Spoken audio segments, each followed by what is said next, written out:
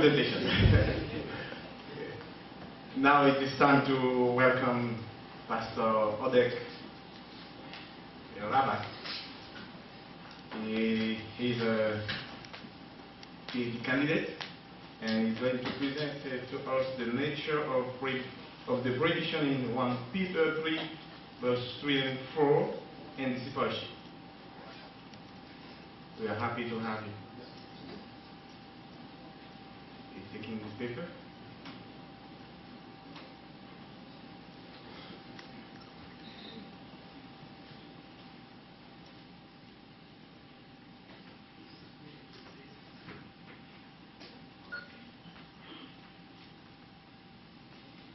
Thank you very much. While expecting it, I chose the topic from text in 1 Peter 3 and 4, and look at it from our African context and see how we can learn about it. My discussion is in 2 segments. The first part of it will deal with the text itself. What's the nature of that prohibition? And then the second segment of the presentation will deal with how it relates to discipleship.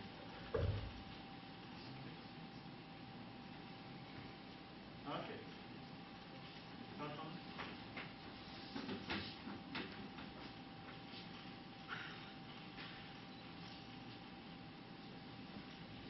Fine. The nature of the prohibition in 1 Peter 3 and 4, and discipleship. Should we, or we should? That's the question. So to some of us, this is not an issue because it is clear.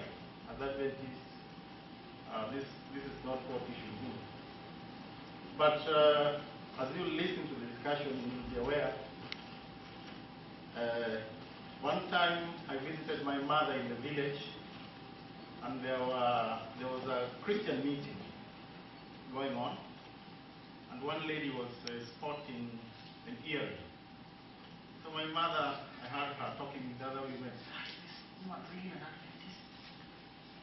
So to her, sporting an earring totally makes you not what? An Adventist. Then I was teaching in a school. One day I went to a town. Those who have come to Marathon, there's a town known as Eldoret. It was during recess, and some of the students, my students, I met them in town, and they were sporting earrings. So when I met them back in school, I asked them jokingly, I couldn't recognize you. I saw you in Eldoret, but I couldn't recognize you. Then she responded by saying, Pastor, why? We talked and said, you are sporting some few things that made me not to spot you easily. And she said, but Pastor, is it bad? Is it bad? But the Bible says we should. Where, Pastor? I started to quote some texts. One of them, the one I'll discuss with you this afternoon. And then she said, but it doesn't mean we should not. It means that our beauty should not only be, which means it's not totally negated, Pastor. We can do it, but not so much. So I want to discuss with you. I don't know how. Just can you make everything come into?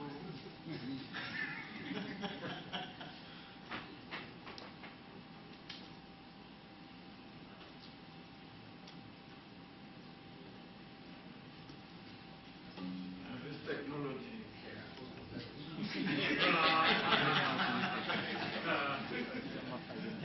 We will need Dr. Park if things don't work.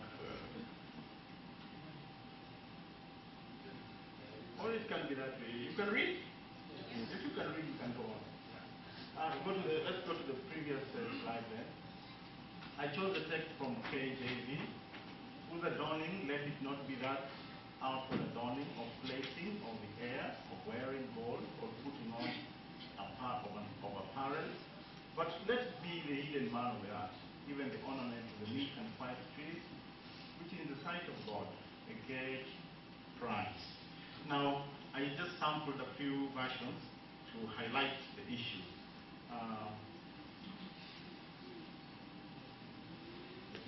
Press that thing.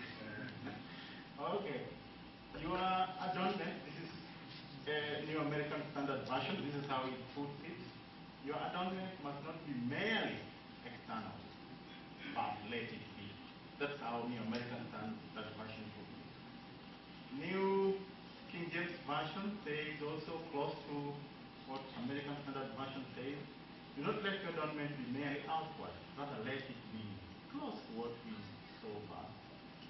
Then English Standard Version says, do not let your adornment be external, but let it be so and so. So if you go to the next slide, it's there already. Let yours, this is the Revised Standard, let yours not be the outward adornment, but let it be, do not adorn yourself outwardly, rather let your beauty should not come from outward adornment, instead it should be that's NIV. Then finally, a paraphrase, don't be concerned with all outward adorned beauty. You should be known by inner quality, so on and so forth. Now, a key question as you look at the versions that you put there is, what nuance do these translations convey? The key question is, what is the nature of the prohibition? Is the negation total? If it is total, it should be like those versions which say, whose adornment, let it not be external, but, which means the first part of the statement is totally negated. But if you go the second way, which we saw in some of the translations there, it is only contrasting. Do not let your adornment merely or only be outward, implying that it's not total. You can do it, but not so much. You will see the implications. If you go with the translation that takes not merely, but rather, it implies that, this was my take, it implies that the use of jewelry and other kinds of adornment is not necessarily incompatible with Christian lifestyle. Moderate use of jewelry is what? Is acceptable. Now, interestingly, if you read books, many commentaries in 1 Peter, they go with the position that this is just a contrast. And they have support for that. The construction in that passage, in 1 Peter 3 and 4, where there is a big issue, is estouk. That's a Greek word. It simply means be not. Be not. Allah there means but. Be not this, but. That's how it appears in the original text. So they take some text to support that this construction does not mean total negation. It is only comparing. And there are some examples in the Bible where the construction is the same. Like in Mark 9, 37. Whoever welcomes me, Jesus says, does not only welcome me, but welcomes the one who did what? Who sent me. So whoever welcomes me does not only welcome me, but welcomes also the one who sent me. I'll just pick up another one.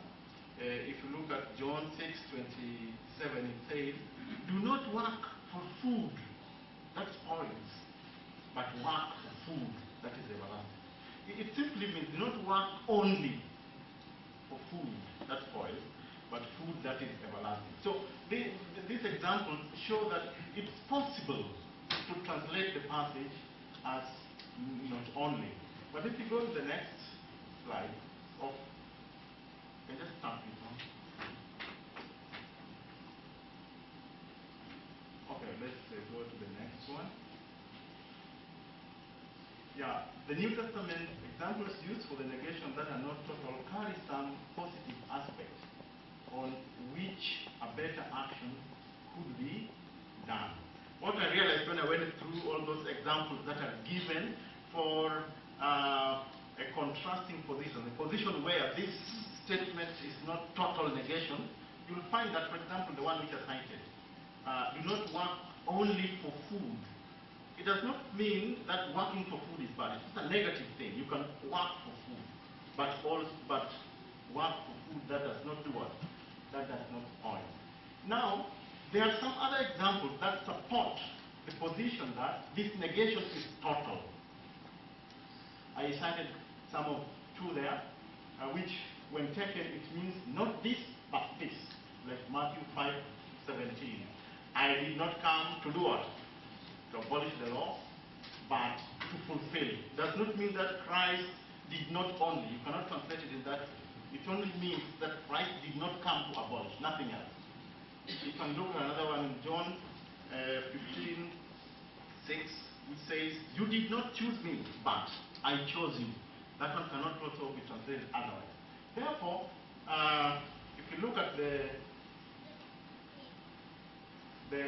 context of the text, let not your adornment be external, of braided hair, of wearing gold, or of putting clothes. It will assist us to know the nature of this prohibition. Now, the phrase braided hair, I went to some resources. It refers to ostentatious and elaborate braiding of the hair that was characteristic of upper-class women and other women who wanted to emulate them. You can check that in those texts. Now, the second phrase of putting on gold and denotes the common practice of placing various golden objects, chains, rings, bracelets around the neck, ankles, arms, and fingers, and suspending different ornaments from the ear. So, the word that is used there, putting on, which is just putting on, other connotation of dressing just for show and mere decoration. There was even a comment that this kind of dressing was associated with worship of gods of the then world. You can move to the next slide, please. Now, the last phrase, which is also putting on of garments, is not merely putting on, but putting on for a public show. And the final one, which we read, that's still on putting on, it has a connection with gold, because the garments which they wore, or these women wore, were filled or lined up with gold. Can move to the next thing. Now, the admonition, let's just stay here first. The admonition against elaborate adornment in 1 Peter 3:3 was commonplace in the first century Jewish and Greco-Roman society. This was an eye-opener to me. I did know that even the contemporaries of Peter strongly negated this type of dressing or warned against them. And some were saying that Peter was not as stern or sterner in his disapproval than these contemporaries of his. Now, we can conclude, basically, after a brief analysis, that based on the New Testament examples and based on the first century background, the items negated were negative. That's the prohibition is total. That's the position I arrived at. That it is not this, but this, not comparative, in the sense that do not only adorn yourself outwardly, but take care of the inner items. So the position that I came to after the analysis of the text is that it is a total prohibition. However, now the question comes, how does this fit in the whole teaching of 1 Peter concerning discipleship? So I placed the text in the context of 1 Peter. I drew an overview of 1 Peter. Now, 1 Peter, basically I looked at it as a book on discipleship. It starts by calling them elect, and it talks basically to Christians and how they should live in the world. So the first section is foundations about discipleship in the community. You remember that text? It talks about church being a holy community. People are converted. They get into the church. Then after that, there's a transition passage, which is 1 Peter 2, 11 and 12, which makes those people who have been converted and belong to a community, how they should now project their lives into the world.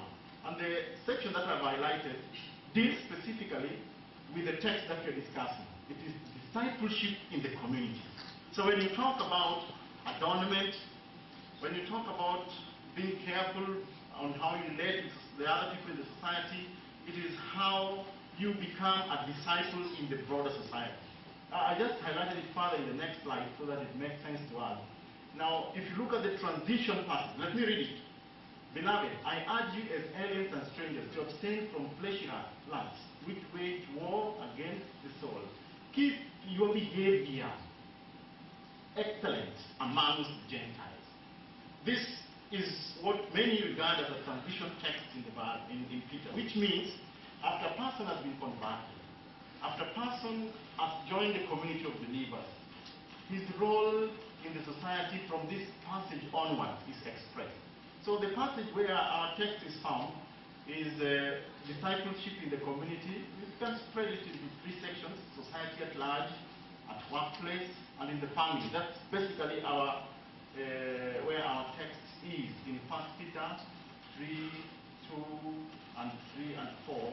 It is discipleship in the family. But now, one key thing that I was looking at is how our text relates to this theme in 1 Peter. So I looked at it in the context of that text I called transition text. And there are similar things. If you look at the transition text and the context of our text, so when they accuse you, that is in our transition text, if you look at the text in the context of the text that we're discussing, so if they disobey, by observing your conduct, they may glorify God, they are one. Basically the same. The idea expressed here is conduct. So what is conduct in 1 Peter? It is stated 6 times. This is quite interesting because the word for conduct is used in its noun form or substantive form 13 times and 6 times in Peter. So conduct. I found that conduct in 150, holy in your way of life. That Greek word simply means be. It's the word to be in Greek. So be holy in your way of life. Then in 118 it was referring to the people he was writing to live the futile way of life, which they had inherited. So the conduct of life is sometimes inherited. In 2:12, which is our key text, it says, the way of life observed and God glorified. I found out that this way of life, when these people observed the way of life of these Christians, they saw something unique. And they saw it was not them, but something else moved them to behave the way they behave. They say that is sourced from God. The way of life is pure and respectful. It's further qualified as something which is inward. And finally, the way of life is in the heart. It's the hope in you, it's gentleness, it's reverence. I made a summary in the next slide of what I think of the way one conduct in 1 Peter. Conduct is a matter of being. Be holy. It's a matter of being. Christian conduct has its origin in God. It's not something we can produce by doing things here and there. It's something that comes from God. Christian conduct is from within. Christian conduct is attractive. I was thinking of that text where it tells them, when they see the hope that is in you, they will come to you and they will ask questions, where you got all this from. So Christian conduct is something from within. Christian conduct is of a people in the world, but not in the world. Now let's not forget our text. Our text is about dangling some things on you, decorating yourself, and it is in the context of conduct that item of putting on earrings, putting on fancy clothes is discussed. It's the context of conduct. Now, in conclusion, the total negation of outward adornment in Peter illustrates that discipleship is a total renunciation of that which is blind. That was what I came across. Discipleship is an inner consecration of the whole being to Christ. my conclusion, let me just mention something here. It seems to me that when Peter is discussing how Christians should live in the society, how Christians should live in the workplace, how Christians should live in the family, he is targeting something which is broader than these simple aspects of here and there. He's looking at how a Christian can live a Christian life from within. The question that I would pose before I sit down, for Adventists in Africa, have we discarded the futile way of life? Let me pause and ask, when I used to visit or go to conferences back at home, we had seminars and talks from other theologians from other denominations. African theology is still done within the hermeneutics of post-colonialism. Simply means that whenever we do our hermeneutics, there's that militancy in us. We want to say, I like the idea of being independent, being African, but the idea of being militant and so on and so forth guards so much about our hermeneutics. And while I was thinking of this, have we discarded the futile way of life we inherited from our forefathers? What from our forefathers, what of our identity can we keep and what can we discard? And that is really important. And have we embraced the good way of life, setting apart Christ in our hearts? May God bless us as we think about these things. Thank you, Pastor. 2 hands, 3. Okay. I'm going to take the lead. That's fine. First, Pastor Bobby. 4. And it is impossible for me to see any other hands. Okay, I will go now to the text and I will give maybe some support on what you said. In verse 2, that you didn't use, which says, they will see your holy life. There is this, verse 3, on this relative, whose, only King James is faithful to the text. Whose adorning, let it not be outward. Whatever. And now I want to come to the exodus, which can mean 3 things. A noun, an adverb, and an adjective. As a noun it means those outside. As an adjective it means external. It seems to me, in the verse 4, that I agree with you, the hala, which means but, is the command of the apostle. And now the 2 and the 3 are only illustrations. So I just wanted to give you what my perspective of the text. Maybe I think to me you need to go from verse 2, because verse 2 is a thing. It contrasts the life of holy persons whose external being is not this. But this is the command. May God bless you. Thank you. Do you have something to help us? No. Okay.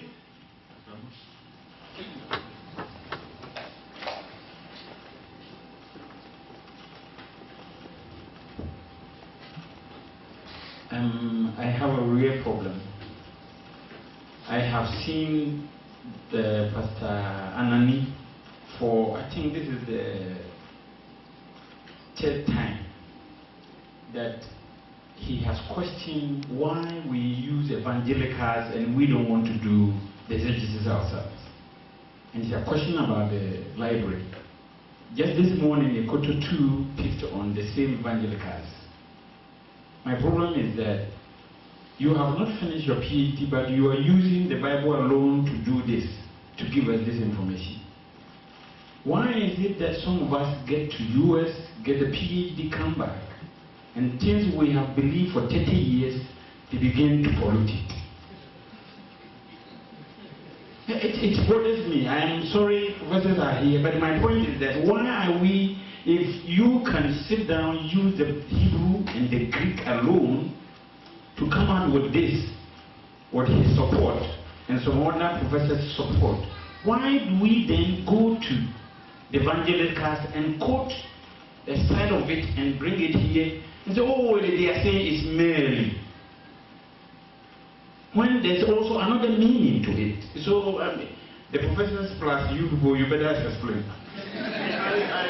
Let me just respond briefly by saying, in the scholarly world, when you're picking on a topic, you have to salute those who have gone before you, and that you have to do. Fine. And you see, they are rational, because when they are saying merely, it's not out of the blue.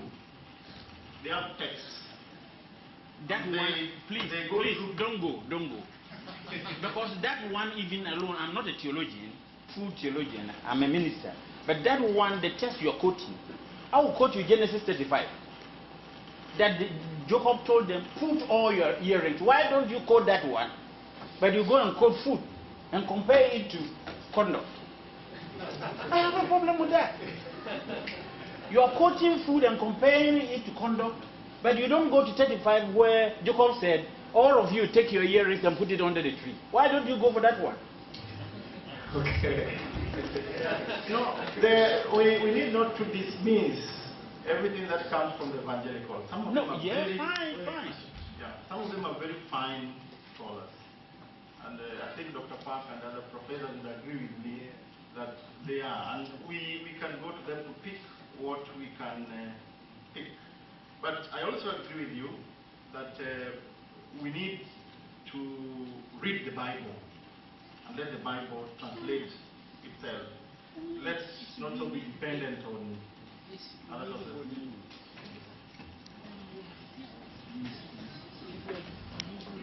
Thank you, Pastor Odek, for the presentation. And Pastor Amos, thank you for the question. But I think this is a complex question, because he talked of evangelicals. Perhaps he should have said scholars, so that you are not disturbed.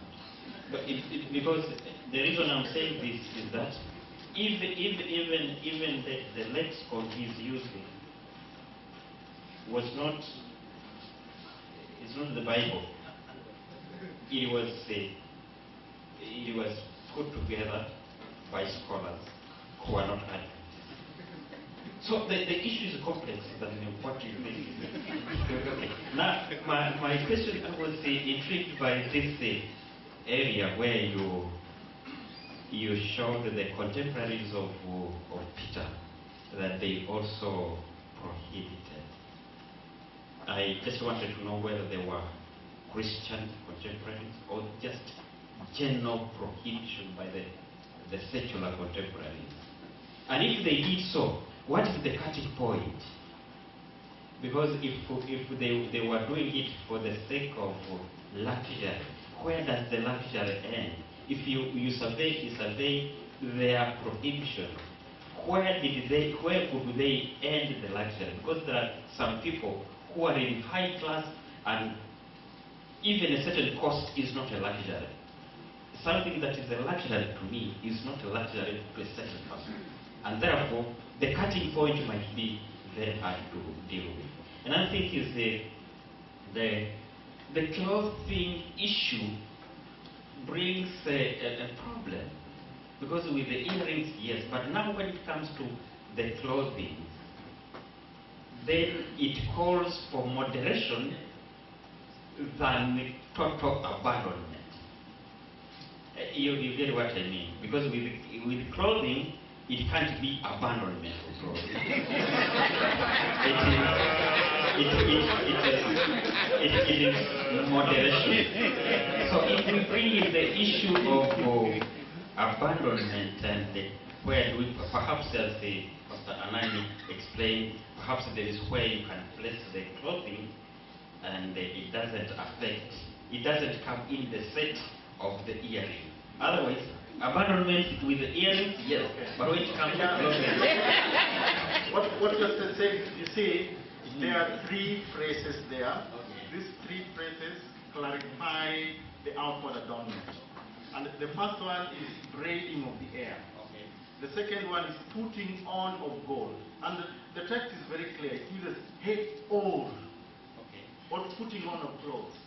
And if you look at that connection of or, it simply means that the putting on of gold and jewelry and the putting on of clothes was for show only. Okay. So the idea, the principle here is this.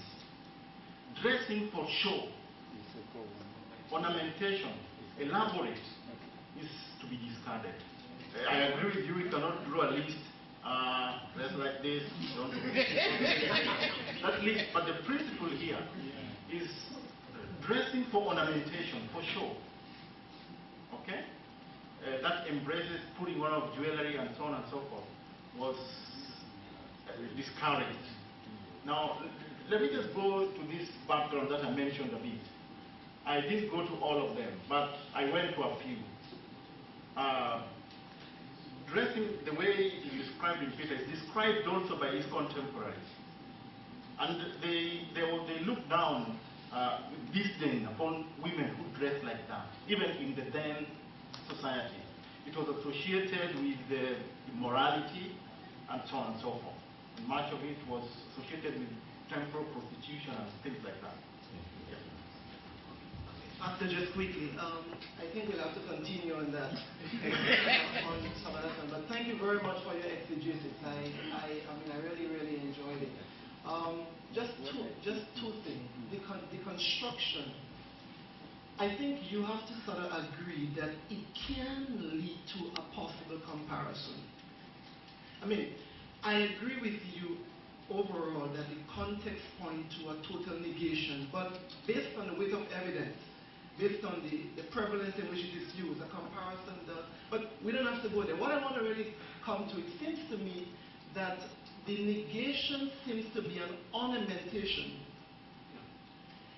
How do you see the functional use of coming into play? Because you know, like there are some cultures where it really serves a functional purpose. Do you see that negation taking into consideration every use of jewelry? Or if in my culture wearing a chain tells me that I'm married, does that text apply to me in terms of the negation that you spoke about? I think we made it clear that what is stated here to be abandoned is ornamentation and not the functional use. I don't know how we can argue about the functional use. Somebody decides to go for a chain, okay, which is and say it is functional. Okay, I have 1 more minute and I will take my order for that.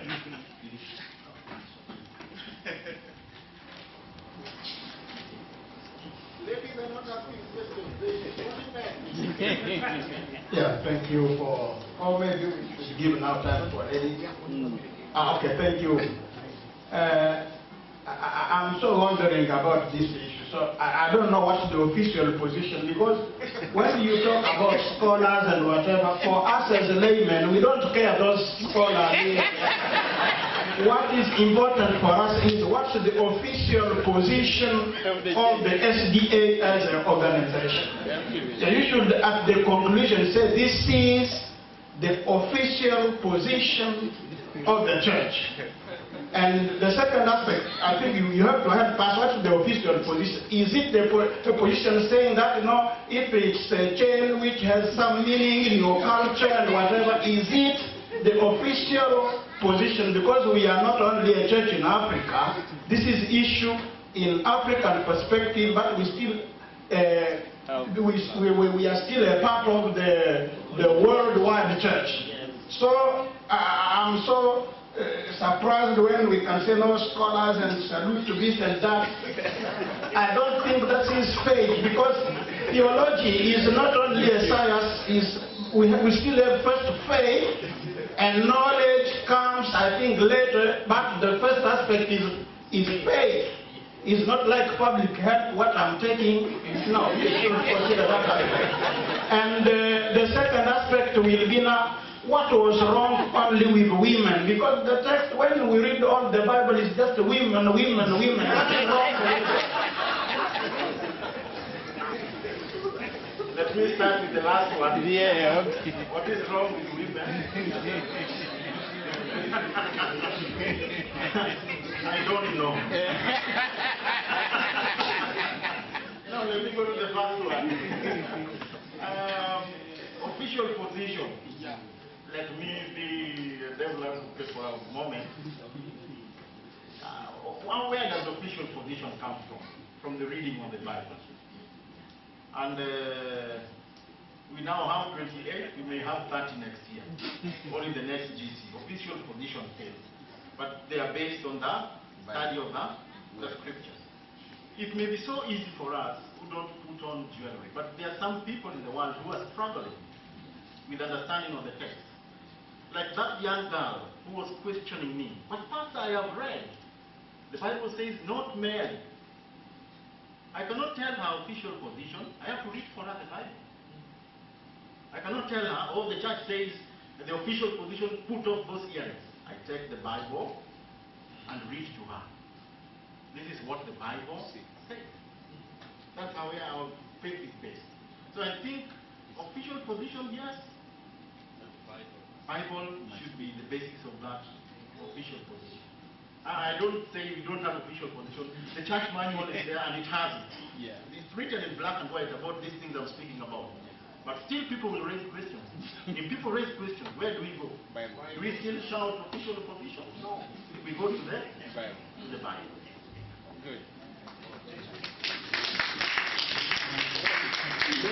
It was a thorough debate. Thank you very much. Let's give a hand to Pastor. We want to thank you all for interventions and for presence. Thank you for taking us from the scholarly debate to the real faith. Thank you very much. And I hope that you enjoy very much. Now it is the moment for the President of ASA for some announcements. I hope you've been blessed this afternoon. Can you say amen? Amen, amen. We'll just give a few announcements and then we'll have our theme song, which is Faith is Victory, and our closing prayer will be by Elder Amos Afriye. Here are the announcements. I'd like to remind you of tomorrow's program. Tomorrow there will be more presentations, another 4 presentations, 2 from our IS professors. Dr. Park is here. He'll be giving the first one. Dr. Kim Papayano will be giving the second one, and we'll have 2 other ones from amongst us. We will have a potluck fellowship, so you're invited. Don't worry about lunch tomorrow. It's all taken care of. Please be here and fellowship with us. I also want to remind you, if you would like to have a certificate of participation at the end of this, please don't forget to register at the entrances of into this amphitheater.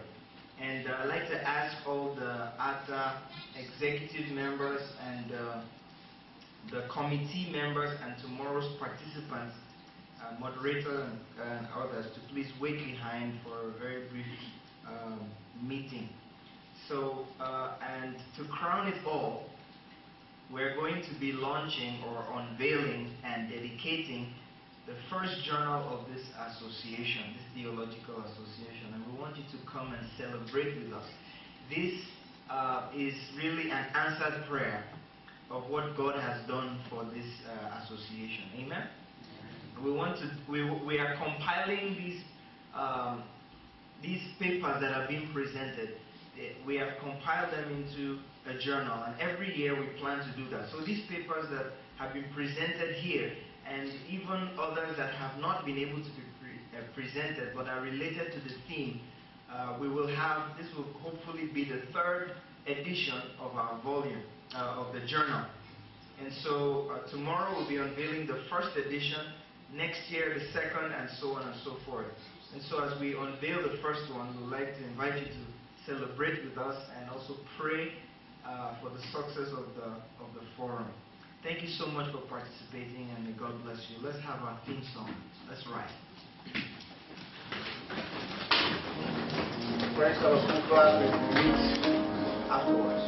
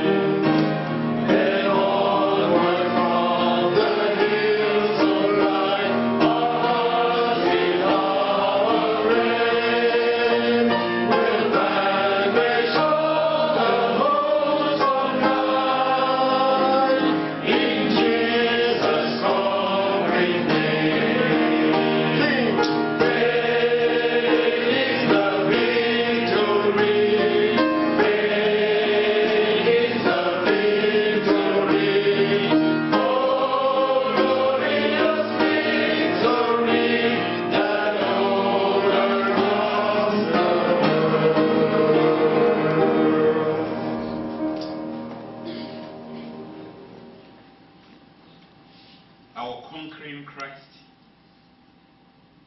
in your name we come this far. We want to praise you for the whole Sabbath. We want to glorify your name for what you have done this afternoon.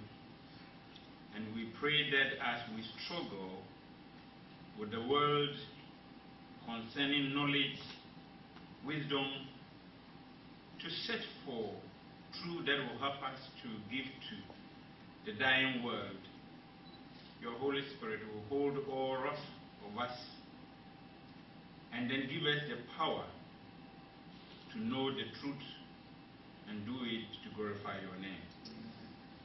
We want to pray for the blessings for all the ones who participated in this particular work this afternoon. We want to commit our brothers and sisters who are going to do the same work tomorrow also into thy care, and pray that all that we do will be done to glorify your name. May you continue to shower your blessings on each one of us who is here this afternoon through this evening, and be with us until we meet again. In Jesus' name. Amen. Thank you all for coming. Have a wonderful week. See you tomorrow. Please, committee members and executive, please wait behind. Thank you.